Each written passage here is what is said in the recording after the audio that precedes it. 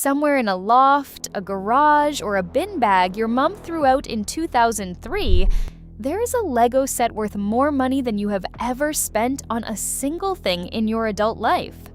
Maybe it's still in the box.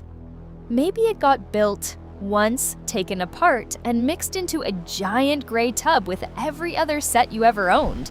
Maybe it got donated to a school, maybe it got sold at a car boot sale for £2.50. Whatever happened to it, the market has moved on without you. And the numbers involved are genuinely painful. These are 5 Lego sets from the 80s, 90s, and early 2000s that are now worth fortunes on the secondary market. All 5 of them were available at retail for prices that, at the time, felt expensive for a toy.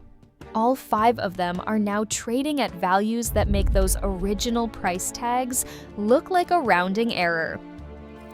The first is the Lego Pirate Skull's Eye Schooner, set 6286, released in 1993, and one of the crown jewels of the original Pirates theme. 912 pieces, 9 minifigures, including Captain Redbeard, a working crane, a rowboat, a full pirate galleon with black sails, and a Jolly Roger.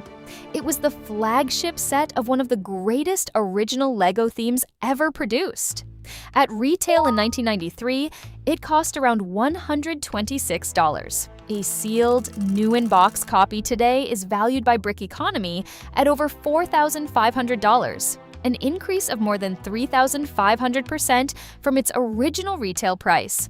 Even a complete used copy, built and played with, trades for several $100s. If you had a sealed Skull's Eye Schooner in your loft right now, you would be sitting on one of the most coveted vintage Lego sets in existence. The people who built theirs, who ripped open the box on Christmas morning and sailed it across the living room carpet, got something arguably more valuable than the money. But the money is still real, and it is still gone. The second set is the Lego Star Wars Cloud City, set 10123, released in 2003 at a retail price of $99.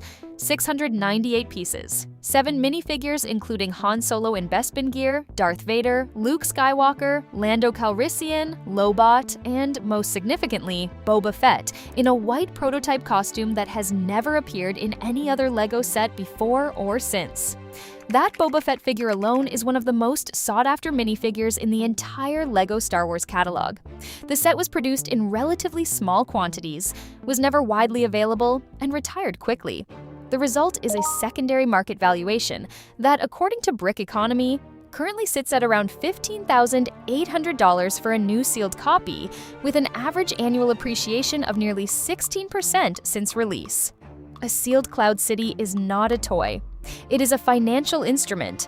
A used, built copy without the box still regularly sells for thousands. If your parents bought this at retail in 2003 for $100 and you built it that same afternoon, you turned $15,000 into memories. Good memories, probably, but $15,000. The third is the original Lego UCS Millennium Falcon, set 10179, released in October 2007 at a retail price of $499 in the United States.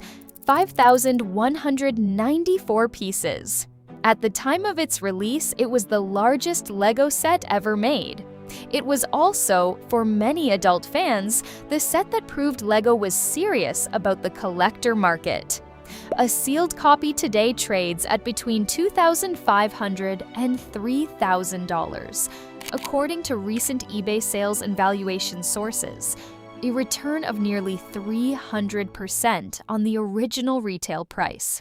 Now, $500 was a lot of money for a Lego set in 2007, and the people who bought it at retail and built it made a reasonable decision given the information they had.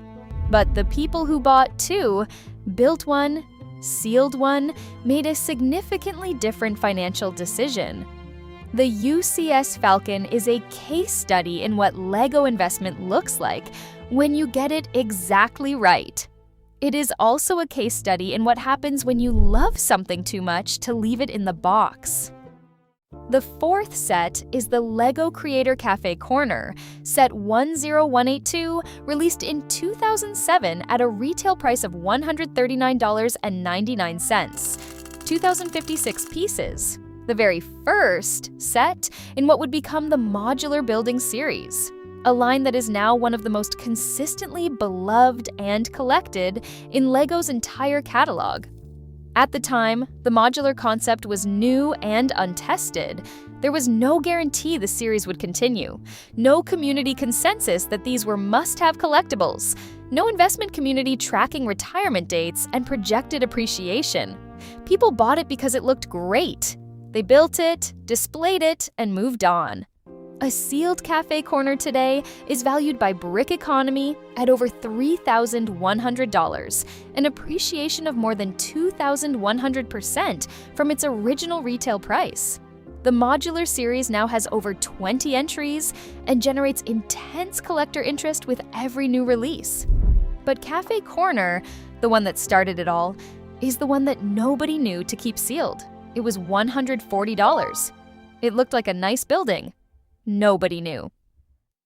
The fifth and final set is the LEGO Castle King's Castle, set 1680, released in 1984. This one is different from the others because the numbers at the top end are harder to pin down precisely. Sealed examples from 1984 are extraordinarily rare for obvious reasons, and auction results vary enormously based on condition. But what makes the King's Castle significant enough to be on this list is what it represents. The original castle flagship, the set that defined an entire era of LEGO play for millions of children in the mid-80s, and a piece of LEGO history that is now genuinely difficult to find in any condition approaching completable. A complete used copy with all pieces, all minifigures, and original instructions sells for several $100s. A boxed example in good condition can fetch well over $1,000. A sealed example, which exists but rarely changes hands, has sold for over $2,000 at auction. The original retail price in 1984 was around $30 to $40 depending on region. If you were a child in 1984 and this was under your Christmas tree, you held in your hands something that an 8-year-old today would have to convince their parents to spend a significant fraction of a monthly salary to acquire. You built every castle and siege and battle with it. You have the better story, but the money belonged to the box. Here's the single most painful truth about all 5 of these sets. The value was invisible at the time. Not because the sets were underrated, they were loved and celebrated and played with extensively. The value was invisible because nobody in 1993 or 2003 or 2007 was thinking about LEGO as an asset class.